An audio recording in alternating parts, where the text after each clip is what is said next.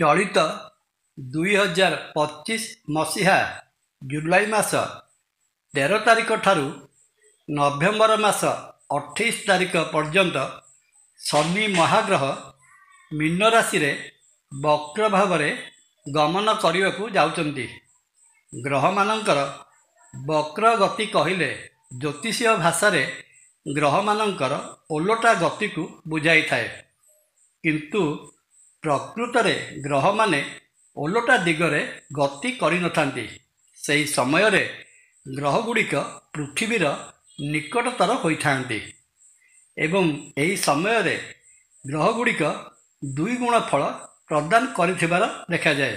ଶୁଭ ଗ୍ରହ ହୋଇଥିଲେ ଶୁଭ ଫଳ ଏବଂ ଅଶୁଭ ଗ୍ରହ ବା ଅଶୁଭ ଭାବରେ ଅବସ୍ଥାନ କରିଥିଲେ ଅଶୁଭ ଫଳ ପ୍ରଦାନ କରିଥାନ୍ତି।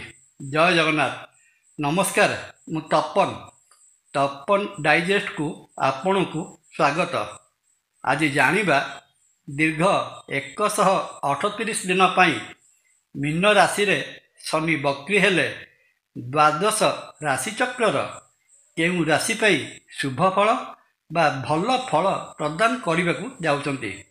ସେହି କ୍ରମରେ ପ୍ରଥମେ ଜାଣିବା ମକର ରାଶି। ମକର ରାଶିର ଅଧିପତି ସ୍ୱୟଂ ଶନିଦେବ ହୋଇଥିବା ବେଳେ ମକର ରାଶିର ଦ୍ୱିତୀୟ ଭାବ କୁମ୍ଭ ରାଶି ଏବଂ ଧନ ଭାବର ଅଧିପତି ମଧ୍ୟ ନିଜେ ଶନିଦେବ। ମକର ରାଶିର ତୃତୀୟ ଭାବରେ ମୀନ ରାଶିରେ ଶନି ବକ୍ରୀ ହେଲେ ମକର ରାଶିଜାତ ବ୍ୟକ୍ତିଙ୍କର ପରାକ୍ରମ ବୃଦ୍ଧି ପାଇବା ସହିତ ଶନିଙ୍କର 138 ଦିନର ବକ୍ରୀ ଅବସ୍ଥା ସମୟରେ ମକର ରାଶିଜାତ ବ୍ୟକ୍ତିଙ୍କର ଧନ ଭାବରେ ବିଶେଷ ବୃଦ୍ଧି ଦେଖାଯିବ।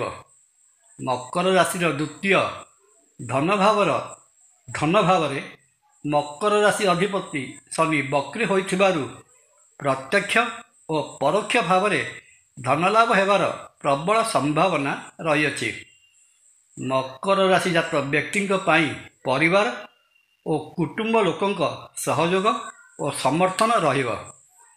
ଭାଇ ଭଉଣୀଙ୍କ ସହିତ ଉତ୍ତମ ସମ୍ପର୍କ ରହିବ। ଅଫିସରେ କିମ୍ବା ବାଣିଜ୍ୟିକ ପ୍ରତିଷ୍ଠାନରେ କାମ କରୁଥିବା ଅଧସ୍ତନ କର୍ମଚାରୀ କର୍ମକ୍ଷେତ୍ରରେ ସହଯୋଗ ପ୍ରଦାନ କରିବା ସହିତ ଆଜ୍ଞାଧୀନ ରହିବେ। ବିଭିନ୍ନ ଉଦ୍ଦେଶ୍ୟରେ ବିଭିନ୍ନ ଜାଗାକୁ ଯାତ୍ରା କରିବାର ସୁଯୋଗ ଆସିବ। ବିଦେଶ ଯାତ୍ରାର ମଧ୍ୟ ସୁଯୋଗ ଆସିପାରେ। ବାଣିଜ୍ୟ ବେପାର କରୁଥିଲେ ବେପାର ଭଲ ଚାଲିବା ସହିତ ଆଶା କରୁଥିବା ଦିଗରୁ ଧନ ପ୍ରାପ୍ତି ହେବ। ପୂର୍ବରୁ ବାକି ପଡ଼ିଥିବା ବା ଆଦାୟ ହୋଇପାରୁନଥିବା ଅର୍ଥ ଆଦାୟ କରିବାରେ ସକ୍ଷମ ହେବେ।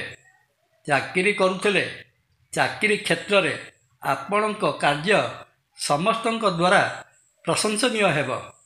ଏହି ସମୟରେ ପ୍ରମୋଶନ ପାଇଁ ଚେଷ୍ଟା କରାଗଲେ ତାହା ସଫଳ ହେବାର ସମ୍ଭାବନା ରହିଅଛି। ଅବିବାହିତ ପୁଅ ଓ ଝିଅଙ୍କ ପାଇଁ ସୁନ୍ଦର ବିବାହ ପ୍ରସ୍ତାବ ଆସିବ। ଶିକ୍ଷା ଓ ସ୍ୱାସ୍ଥ୍ୟ ଦୃଷ୍ଟିରୁ ଏହି ସମୟ ବଡ଼ ଅନୁକୂଳ ରହିବ। ବିଛା ରାଶି। ଦ୍ୱାଦଶ ରାଶିଚକ୍ରର ଅଷ୍ଟମ ଏବଂ ରହସ୍ୟମୟ ରାଶି ହେଲା ବିଛା ରାଶି।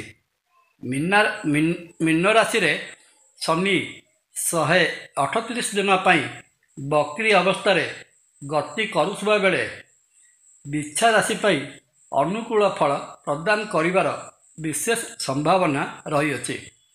ବିଛା ରାଶିର ପଞ୍ଚମ ଭାବ ମୀନ ରାଶିରେ ଶନି ବକ୍ରୀ ହେଲେ ଏହା ବିଛା ରାଶି ପାଇଁ ଧନକାରକ ଯୋଗ ସୃଷ୍ଟି କରିବ। ବିଛା ରାଶିର ଦ୍ୱିତୀୟ ଧନଭାବ ଉପରକୁ ଧନଭାବର କାରକ ଓ ଧନଭାବର ଅଧିପତି ଗ୍ରହ ବୃହସ୍ପତିଙ୍କର ଦୃଷ୍ଟି ଏବଂ ଶନିଙ୍କର ଦଶମ ଦୃଷ୍ଟି ବିଛା ରାଶିର ଧନଭାବ ଉପରେ ରହିଥିବାରୁ ବିଛା ରାଶିଜାତ ବ୍ୟକ୍ତି ଏହି ସମୟରେ ଅଚାନକ ଭାବରେ ବିପୁଳ ଧନ ପ୍ରାପ୍ତି କରିବାର ସୂଚନା ମିଳେ। ବାଣିଜ୍ୟ ବେପାରରୁ ପ୍ରବଳ ଧନଲାଭର ସମ୍ଭାବନା ରହିଅଛି। ନୂତନ ପ୍ରକାରର ବାଣିଜ୍ୟ ବ୍ୟବସାୟରେ ହାତ ଦେଇପାରନ୍ତି। ଚାକିରି କରୁଥିଲେ ମନପସନ୍ଦର ଜାଗାକୁ ବଦଳି ହେବାର ସମ୍ଭାବନା। କର୍ମକ୍ଷେତ୍ରରେ ସମସ୍ତଙ୍କର ପ୍ରଶଂସାଭାଜନ ହେବେ ଏବଂ ସେବା କାର୍ଯ୍ୟ ପାଇଁ ସମ୍ମାନିତ ହେବାର ଯୋଗ ରହିଅଛି।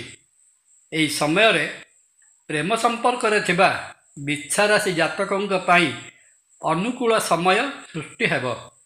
ବହୁ ଦିନରୁ ଚାଲି ଆସୁଥିବା ପ୍ରେମ ସମ୍ପର୍କକୁ ପରିଣୟ ସୂତ୍ରରେ ପରିବର୍ତ୍ତନ କରିବା ପାଇଁ ମନସ୍ଥ କରିବେ। ଶିକ୍ଷା କ୍ଷେତ୍ରରେ ପାରଦର୍ଶିତା ଲାଭ କରିବା ସହିତ ଉଚ୍ଚ ଶିକ୍ଷା ପାଇଁ ଘରଠାରୁ ଦୂରକୁ ଯାଇପାରନ୍ତି। ମିତ୍ରମାନଙ୍କ ସହିତ ସମ୍ପର୍କ ଉତ୍ତମ ରହିବ। ସ୍ୱାସ୍ଥ୍ୟ ଦୃଷ୍ଟିରୁ ବକ୍ରୀ ଶନିଙ୍କର ମୀନ ରାଶିରେ 138 ଦିନର ରହଣି ବିଶେଷ କିଛି ସମସ୍ୟା ପ୍ରଦାନ କରିବ ନାହିଁ। ଏତ ଗଲା ମୋଟାମୋଟି ଭାବରେ ଶନି ମହାଗ୍ରହଙ୍କର ମୀନ ରାଶିରେ 138 ଦିନ ବକ୍ର ଗମନର ଶୁଭାଶୁଭ ଫଳ। ଶନି ମହାଗ୍ରହଙ୍କର ବିଶେଷ କୃପା ଲାଭ କରିବା ପାଇଁ ଏବଂ ଅନ୍ୟ ଯେଉଁ ରାଶିମାନେ ବକ୍ରୀ ଶନିଜନିତ ଅଶୁଭ ଫଳ ଭୋଗ କରିବାର ସମ୍ଭାବନା ରହିଅଛି, ସେମାନେ ଶନିଙ୍କର ଆରାଧ୍ୟା ଦେବୀ ମା ଦକ୍ଷିଣକାଳୀଙ୍କର ପୂଜାର୍ଚ୍ଚନା କରନ୍ତୁ। ପ୍ରତ୍ୟହ ହନୁମାନ ଚାଳିଶା ପାଠ କଲେ ଶନିଦେବଙ୍କର ବିଶେଷ କୃପା ମିଳିଥାଏ। ପରିଶେଷରେ ଶ୍ରୀକ୍ଷେତ୍ର ପୁରୀରେ ବିରାଜିତ ମହାବିଷ୍ଣୁ ଶ୍ରୀ ଜଗନ୍ନାଥ ମହାପ୍ରଭୁଙ୍କୁ ଦର୍ଶନ କଲେ ଶନିଦେବଙ୍କ ଜନିତ ଶୁଭ ଫଳ ମିଳିବା ସହିତ ଅଶୁଭ ଫଳ ଦୂର ହୋଇଥାଏ। ଜୟ ଜଗନ୍ନାଥ। ଭିଡ଼ିଓ ଭଲ ଲାଗିଲେ ଲାଇକ୍, କମେଣ୍ଟ, ସବସ୍କ୍ରାଇବ୍ ଓ ସେୟାର କରିବା ପାଇଁ ଅନୁରୋଧ। ନମସ୍କାର। ତପନ।